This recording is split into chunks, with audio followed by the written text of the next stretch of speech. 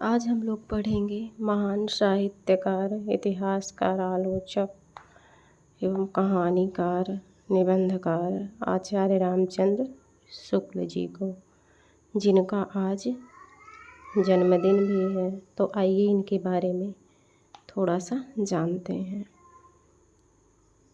हिंदी के इस प्रतिभा संपन्न साहित्यकार का जन्म 4 अक्टूबर 1884 को बस्ती जिले के अगुना नामक ग्राम में हुआ था। इनके पिता का नाम पंडित चंद्रवली शुक्ल था, जो सुपरवाइजर कानूनगो थे। इन्होंने स्वाध्याय से हिंदी, अंग्रेजी, संस्कृत, बांग्ला आदि भाषाओं का अच्छा ज्ञान प्राप्त किया। इनके निबंध संग्रह देख लेते हैं।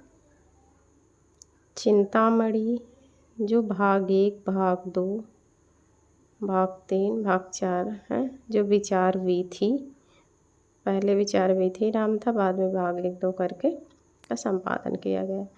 इनका इतिहास से सभी लोग परिचित होंगे।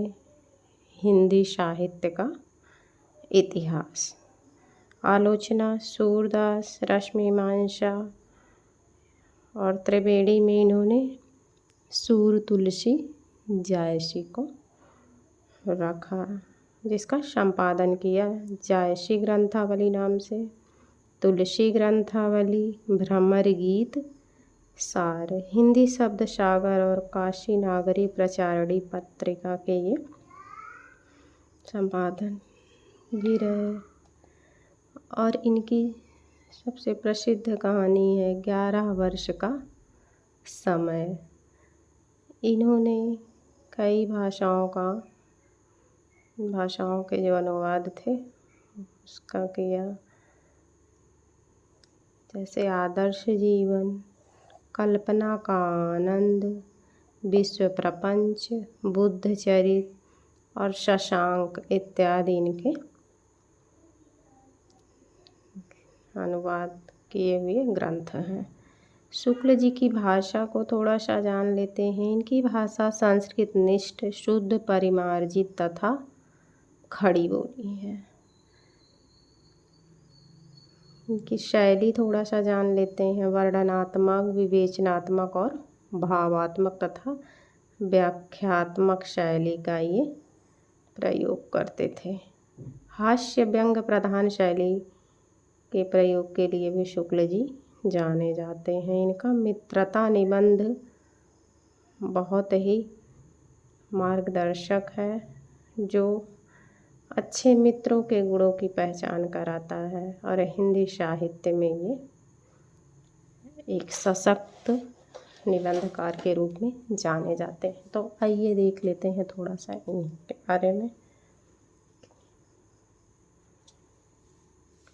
हिंदी का साहित्य का इतिहास जो इन्होंने लिखा, उसमें प्रथम संस्करण में, आदिकाल के प्रथम संस्करण में, जिसका नाम इन्होंने वीर गाथा काल रखा। तो ये रामचंद्र शुक्ल की पुस्तक की थोड़ी सी प्रतियां हैं जो हमने नोट्स के रूप में तैयार किया था।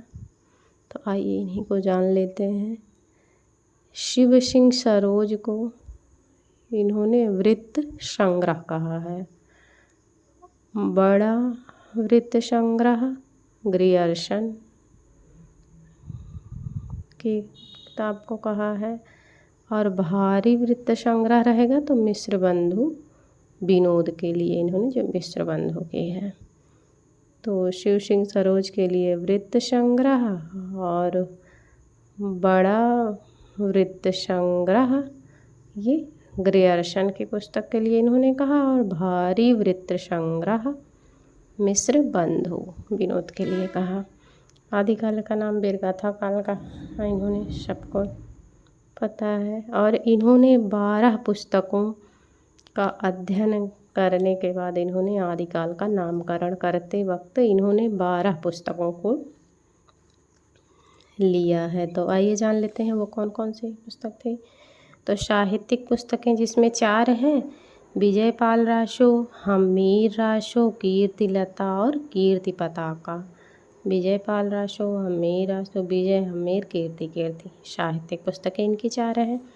फिर देश भाषा की इन्होंने 8 पुस्तकों को लिया था, जिनके नाम हम देख लेते हैं। खुमाड़ रासो जो दलपति विजय की है, विशल देव रासो, पृथ्वीराज रासो, जयचंद्र प्रकाश, जय मयंक जस चंद्रिका, परमाल रासो, खुसरो की पहेलियाँ और विद्यापति। इन्हीं 12 पुस्तकों को के नाम पर उन्होंने आदिकाल का नामकरण किया, इन्हीं को आधार बना करके। और इन्होंने स्वयं कहा, क्योंकि मैंने 9 प्रसिद्ध वीर गाथात्मक पुस्तकों का उल्लेख किया है, ये स्वयं कहते हैं। आइए आगे देखते हैं।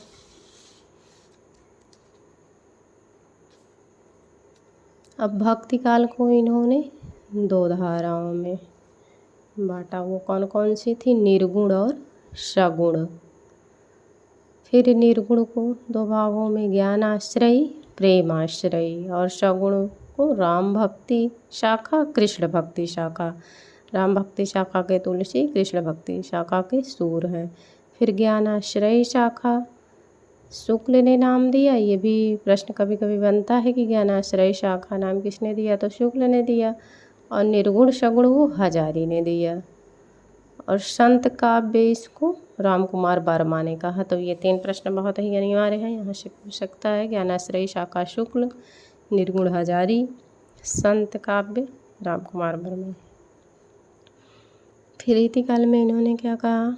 रीतिकाल के संबंध में, इस काल के कवियों का परिचयात्मक वृत्तों की छानबीन में मैं अधिक प्रवृत्त हुआ हूँ, क्योंकि मेरा उद्देश्य अपने साहित्य के इतिहास का एक पक्का और व्यवस्थित ढांचा खड़ा करना था, ना कि कवि कीर्तन करना। ये कहाँ पर कहते हैं? प्रथम संस्करण में। अतः मैंने कवियों के परिचयात्मक विवरण प्रायः मिश्र बंधु विनोद से ही लिए। तो ये प्रश्न ध्यान देने योग्य है कि किस संस्करण में कहा, तो प्रथम संस्करण में कहा। किस काल के बारे में कहा, तो रीतिकाल के बारे में कहा। हिंदी साहित्य का इतिहास, हिंदी शब्द सागर की भूमिका में हिंदी साहित्य के विकास नाम से 1929 जनवरी में निकल चुका था। अब आधार किन किन पुस्तकों का इन्होंने लिया था वो जान लेते हैं। हिंदी कोविद रत्नमाला श्याम सुंदर दास BA, कविता कौमुदी राम नरेश त्रिपाठी, ब्रजमाधुरी सार वियोगी हरि। कविता कौमुदी 8 भागों में, राम नरेश त्रिपाठी, ब्रजमाधुरी सार वियोगी हरि। यहाँ से बहुत सारी सामग्री इन्होंने लिया, ये स्वयं स्वीकार करते हैं। आधुनिक काल के प्रारंभिक प्रकरण लिखते समय पुराने मित्र पंडित केदारनाथ मिश्र ही काम आए, ऐसा इन्होंने प्रथम संस्करण कहा है। उन्हीं के बारे में आगे कहते हैं, आज तक मैंने किसी बात के लिए धन्यवाद नहीं दिया, ना ही अब देने की हिम्मत कर सकता हूँ। धन्यवाद को आजकल वे एक बदमाशी समझते हैं। ये प्रथम संस्करण की भूमिका में कहा है।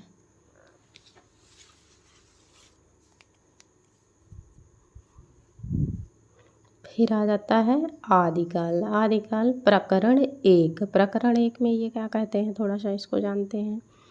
हिंदी साहित्य का आविर्भाव प्राकृत की अंतिम अपभ्रंश अवस्था से माना।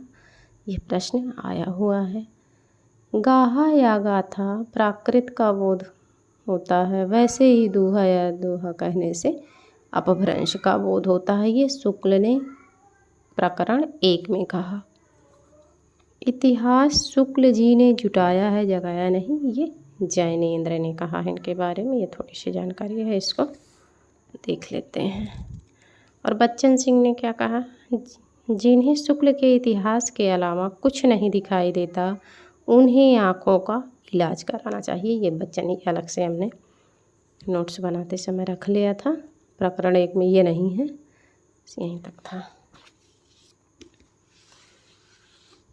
अब प्रकरण 2 आ जाता है।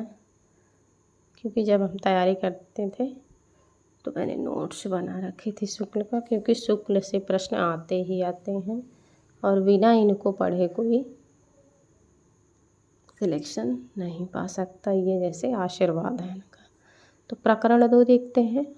इसमें अपभ्रंश काव्य इन्होंने रखा। फिर वही कहते हैं जो अपभ्रंश की अंतिम अवस्था का आविर्भाव इन्होंने जो कहा था वो दोनों प्रकरण में है। प्रकरण 1 में भी कहा अंतिम अवस्था अपभ्रंश की, और दोनों में भी कहा। अब देखिए भरत मुनि ने अपभ्रंश को क्या कहा? देश भाषा कहा। अपभ्रंश का पहले पहल वल्लभी के राजा धारसेन द्वितीय। अपभ्रंश का जो नाम था वो पहले पहल जो है सबसे पहले वल्लभी के राजा धारसेन द्वितीय के शिलालेख में मिलता है। ये प्रकरण 2 में कहते हैं शुक्ल जी।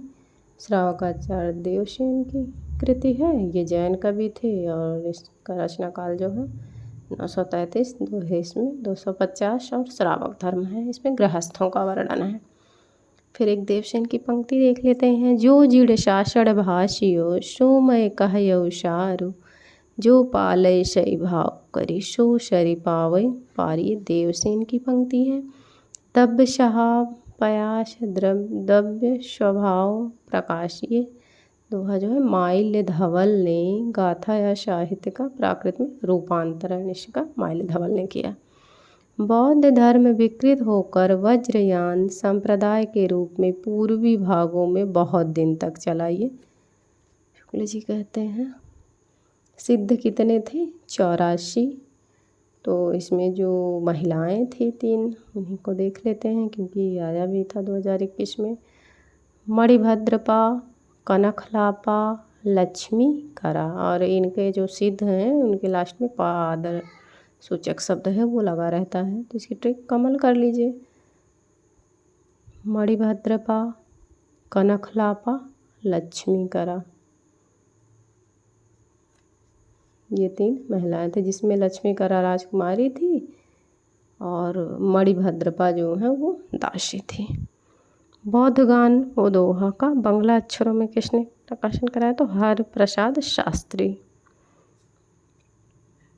सिद्धों में सबसे पुराने कौन माने जाते हैं? तो सराह या सरोज वज्र, इन्हीं को राहुल भद्र भी कहा जाता है। सिद्ध योगियों का प्रभाव विक्रम की 10वीं शताब्दी से ही पाया जाता है। जो पढ़े होंगे वो लोग जानते होंगे। आगे देखते हैं। वही सराहपा का नाम दिया गया है। सराहपा, सराहपाद, सरोज वज्र, राहुल भद्र, ये ब्राह्मण थे, नालंदा के निवासी थे। तो नालंदा का निवासी कौन था? अगर ऐसे प्रश्न बनता है तो कौन होंगे? सराहपा होंगे। पंडित साल सत्य बखाड़ई दे है युद्ध वसंत न जाड़ई, अमड़ा गमड़ तेड़ विखंड ये तोई लज्जई भड़ई हो पंडिय, ये भी उन्हीं का है। जेहि मन पवन संचरई रवि शशि नाही पवेश, ये भी इन्हीं का है। नाद न बिंदु न रवि शशि मंडल, ये सब सराहपा की पंक्तियां हैं। फिर आ जाते हैं शबरपा जो क्षत्रिय थे। ये विक्रमशिला विश्वविद्यालय के आचार्य थे। इन दोनों को में ध्यान देना है। सराहपा नालंदा के थे और विक्रमशिला विश्वविद्यालय के शबरपा थे। फिर लुइपा के गुरु शबरपा, इनकी एक पंक्ति है। ये रहस्यवादी, ये पूछा जाता है कि रहस्यवादी की प्रधानता किसमें पाई जाती है? तो लुइपा में पाई जाती है। इनकी पंक्ति है का तरुल पंच बिडाल, ये इनकी पंक्ति है। अब डोम्बिपा आ जाते हैं जो मगध के क्षत्रिय थे। अब ये प्रश्न बन सकता है कि डोम्बिपा ने कितने ग्रंथों की रचना की? तो 31। और कढ़प्पा 74, कुक्कुरिपा 16, सराहपा 32। ये ध्यान देना है। कढ़प्पा ने 74 ग्रंथों की रचना की, कुक्कुरिपा 16 ग्रंथों की रचना की, सराहपा 32, डोम्बिपा 31। अब डोम्बिपा के बारे में थोड़ा सा जान लेते हैं। ये मगध क्षत्रिय थे मगध के। इनकी रचना है डोम्बी गीतिका, योगचर्या, अक्षर द्वीप को पदेश, इनकी रचना ध्यान देना है। और इनकी पंक्ति बहुत ही प्रसिद्ध है, गंगा जमुना माझे बहरे। फिर आ जाते हैं कढ़प्पा, 74 ग्रंथों की रचना करते हैं, कर्नाटक के ब्राह्मण थे, गुरु इनके जालंधरपा थे। इनकी पंक्ति है, आगम वे पुराणे पंडित। इनकी पंक्ति आई हुई है, दार्शनिक विचारों पर ये रचना करते। फिर देख लेते हैं कुक्कुरीवा आ जाते हैं, 16 ग्रंथों की रचना करते हैं, गुरु इनके चरपटिया, ब्राह्मण थे, कपिल वस्तु के, हाव निवासी, खमण भतारे, मुहारे वियोगा कहाण न जाई। ये इनकी पंक्ति है। पंच बिडाल जो है ये कुक्कुरीपा का है। तो पंच बिडाल में कौन कौन सा आता है? बौद्ध शास्त्र में पंच प्रतिबंध है, आलस्य, हिंसा, काम, चिकित्सा और मोह। फिर आगे देख लेते हैं।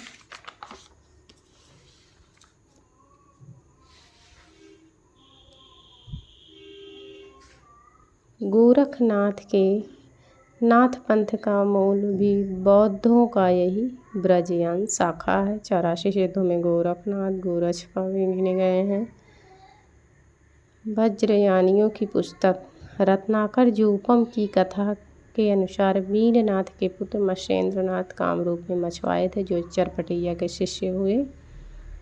फिर आ जाते हैं महाराष्ट्र के संत नामदेव ने, जो अलाउद्दीन के समय संवत 1358 में अपने को गोरखनाथ की शिष्य परंपरा में कहा, वे इस प्रकार थे। तो ये बस इतना ही ध्यान रखना है कि ये संत नामदेव वहाँ के थे, महाराष्ट्र के थे।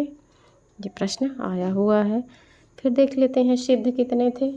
सिद्ध 84, नाथ 9, अलवार 12, नैनार 63। नाथों की संख्या 9, अलवारों की संख्या 12, सिद्धों की संख्या 84 और नायनारों की संख्या तो ये 63। नायनार जो थे ये शैव थे, अलवार जो थे ये वैष्णव थे। ये हमें ध्यान देना है। अब ये थोड़ा सा ये इम्पॉर्टेंट है। नागार्जुन प्रसिद्ध रसायनी भी थे ये नागजड़, हरि सत्य, भीम गोरच, चरपट जलंधर, मलयार्जुन, ये सब। अब फिर ये प्रश्न बनता है कि नाथ पंथ में रसायन की सिद्धि किसे प्राप्त है? तो वही है कि नाथ पंथ सिद्धों की परंपरा से ही छट कर निकला, इसमें कोई संदेह नहीं। ये शुक्ल जी कहते हैं। गोरखनाथ ने हठ योग कहाँ से लिया? ये प्रश्न बहुत ही महत्वपूर्ण है। तो पतंजलि से। अब हा और ठा का अर्थ जान लेते हैं। तो हा का अर्थ सूर्य है, ठा का चंद्र है। फिर ये भी प्रश्न बनता है, खट चक्रों वाला योग मार्ग किसने चलाया? तो गोरखनाथ ने। यहाँ से कई प्रश्न बन सकते हैं। फिर यही कबीर की पंक्ति है, गंगा के नहाए कहो को नर तरिए, मछली न तरी जाको पानी में घरिए। ध्यान देना है क्योंकि ये पूछा जा सकता है। फिर कहते हैं 84 सिद्धों में बहुत से मछुए, डोम, चमार, धोबी, कहार, लकड़हारे, दर्जी, बहुत से शूद्र कहे जाने वाले लोग थे, अतः वे जाति पाति के खंडन तो आप ही थे। ये कथन शुक्ल का है, ये पूछा जा सकता है। अब गोरखनाथ की रचनाएं हैं, तो ये संस्कृत की रचनाएं हैं, थोड़ा सा इन्हीं को देख लेते हैं। और एक है नरवैबोध, सिद्ध सिद्धांत पद्धति, विवेक मार्तंड, शक्ति संगम, तंत्र निरंजन पुराण, वैराट पुराण, अवधू रहिया हाटे बाटे, इन्हीं का है। एक पंक्ति देख लेते हैं, 9 लख पातरी आगे नाचे, पीछे सहज अखाड़ा, अंजनी माहि निरंजन भेट्या तिलमुख भेट्या तिलम। ये सब उन्हीं की रचना है। गोरखवाणी का संपादन पीताम्बर दत्त, बर्थवाली से ध्यान देना है। ये सब अब आ जाते हैं, राम कुमार वर्मा ने नाथों का चरमोत्कर्ष कब से माना? तो 12वीं सदी से 14वीं सदी के अंत तक माना। गोरख जगाए जोग, भगति भगाए लोग, तुलसी ने कहा। फिर आ जाते हैं प्रसिद्ध आचार्य हेमचंद्र। अब देखिए ये कलिकाल सर्वज्ञ हेमचंद्र से प्रश्न बनता है। कलिकाल सर्वज्ञ भी कहे गए और इनका नाम जो था हेमचंद का, तो वो चंगदेव भी था। इन्होंने शब्दानुशासन, इन्हीं की रचना है जो व्याकरण ग्रंथ पर है। और इसमें जो है संस्कृत, प्राकृत और अपभ्रंश तीनों का समावेश है। ये ध्यान रखना है हमें कि शब्दानुशासन व्याकरण ग्रंथ है जिसमें संस्कृत, प्राकृत, अपभ्रंश तीनों का समावेश हुआ है। और हिंदी शब्दानुशासन किशोरीदास वाजपेयी की है। शब्दानुशासन हेमचंद का है जो 3 भाषाओं में है, संस्कृत, प्राकृत, अपभ्रंश।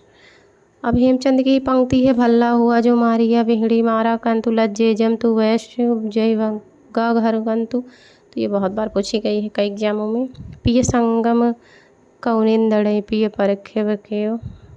अब देखिए इन्होंने व्याकरण के लिए हेमचंद ने भट्टी के समान द्वयाश्रय काव्य की रचना की। तो द्वयाश्रय काव्य की रचना किसने की? तो हेमचंद।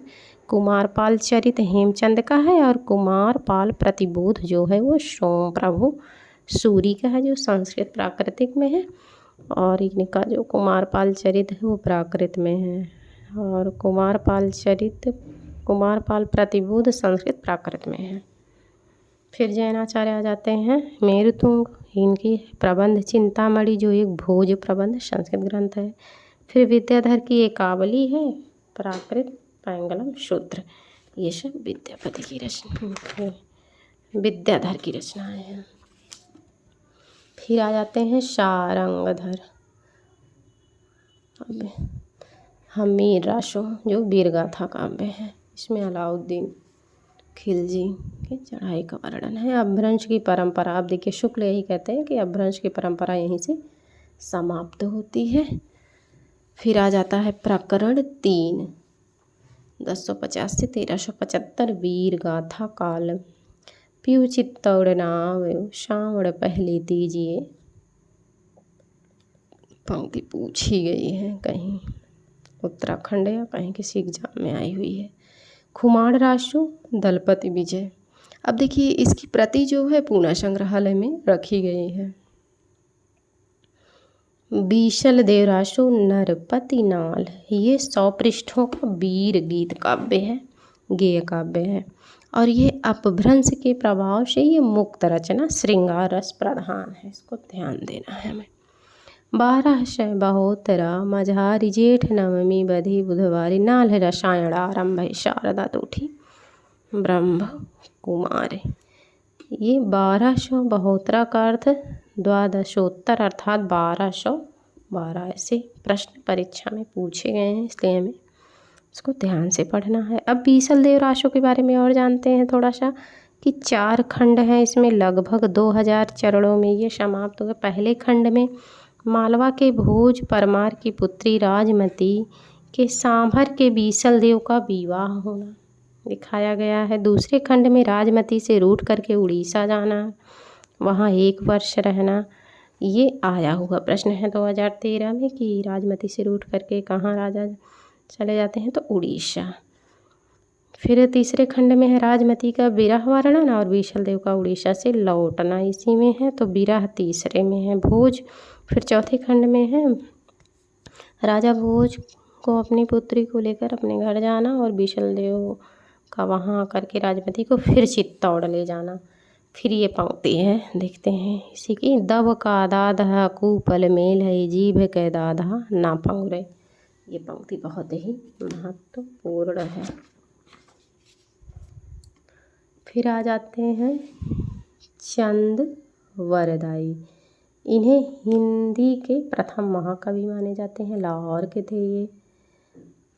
और इनका जो पृथ्वीराज राशो है वो महाकाव्य है, हिंदी का प्रथम महाकाव्य पृथ्वीराज राशो। और हिंदी के प्रथम महाकवि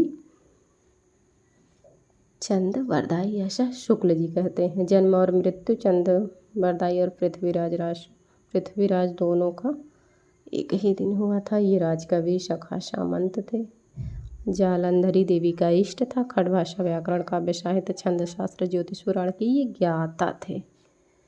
अब पृथ्वीराज राशो के बारे में थोड़ा सा जान लेते हैं। ये 2500 पृष्ठों का बहुत बड़ा ग्रंथ है जिसमें 69 समय सर्गीय अध्याय है 60, और इसी में शायद 68 छंद है, 68 छंदों का वर्णन है 60। जैसे कादम्बरी का पिछला भाग बाण के पुत्र ने पूरा किया, वैसे ही चंद के पुत्र जल्हण ने, यहीं पर कहा गया पुस्तक जल्हण हथ दय चली गज्जन रिपका जी, 2013 में पूछा गया प्रश्न है। अब देखिए यहाँ तो प्रथम महाकवि भी कहते हैं और पृथ्वीराज राष्ट्रों को महाकाव्य कहते हैं। फिर आगे देखिए शुक्ल जी क्या कह रहे हैं कि 16वीं शताब्दी में लिखा हुआ यह जाली ग्रंथ है। पृथ्वीराज रासो के बारे में कहते हैं। पंडित गौरीशंकर हीराचंद ओझा ने इसे भाटों की कल्पना मानी, पृथ्वीराज रासो को। कश्मीरी कवि जयानक ने पृथ्वीराज विजय जो संस्कृत में था उसी के आधार पर इसे जाली ग्रंथ कहा है। अब देखते हैं मोहनलाल विष्णुलाल पांड्या जो पृथ्वीराज रासो का समर्थन करते हैं, तो उसी के समर्थन में इन्होंने लिखा एकादश सय पंचदश विक्रम शाक आनंद। ये कौन लिखते हैं? मोहनलाल विष्णुलाल पांड्या। विक्रम शाक आनंद का अर्थ है आ का अर्थ शून्य और नंद का अर्थ नव अर्थात 90। अब देखिए फिर कहते हैं वहाँ महाकवि और महाकाव्य इन्होंने कहा, फिर ये जाली ग्रंथ कह रहे हैं शुक्ल जी। फिर यही सब है सूरदास की साहित्य लहरी का टीका, जिसमें सूर की वंशावली किस में है? तो साहित्य लहरी में है।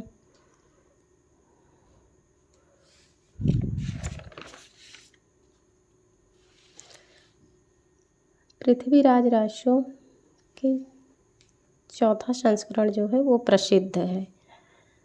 पृथ्वीराज रासो का जो चौथा संस्करण है वो प्रसिद्ध है। इसका प्रकाशन नागरी प्रचारणी सभा काशी में हुई थी, जो जिसकी प्रतिलिपि बीकानेर उदय संग्रहालय में, उदयपुर के संग्रहालय में कौन सा रखा है? तो पृथ्वीराज रासो का चौथा संस्करण रखा है। जयचंद्र प्रकाश भट्ट केदार महाकाव्य इसको मानते हैं, इसमें जयचंद्र का वर्णन है। फिर जय मयंक जस चंद्रिका मधुकर कवि, ये दोनों ग्रंथ उपलब्ध नहीं है। इसका उल्लेख सिंधा एच दयाल दास राठौराणी में मिलता है, जो बीकानेर के पुस्तकालय भंडार में रखा हुआ है। फिर आ जाते हैं जगनी परमाल रासो 12 बरिस ले कोकर जिए और 13 ले जिए श्यार। ये आई हुई पंक्ति है, बरसात ऋतु में गाया जाता है। उत्तर भारत के बांसवाड़ा इसका केंद्र माना जाता है। यह गूंज मात्र है, मूल शब्द नहीं। आल्हा उदल परमाल के सामंत थे और बनाफर के छत्री थे। फिर फर्रुखाबाद के तत्कालीन कलेक्टर जो चार्ल्स एलियट थे, उन्होंने 1865 में इसको छुपाया था। श्रीधर आ जाते हैं, रणमल छंद जिनकी रचना है।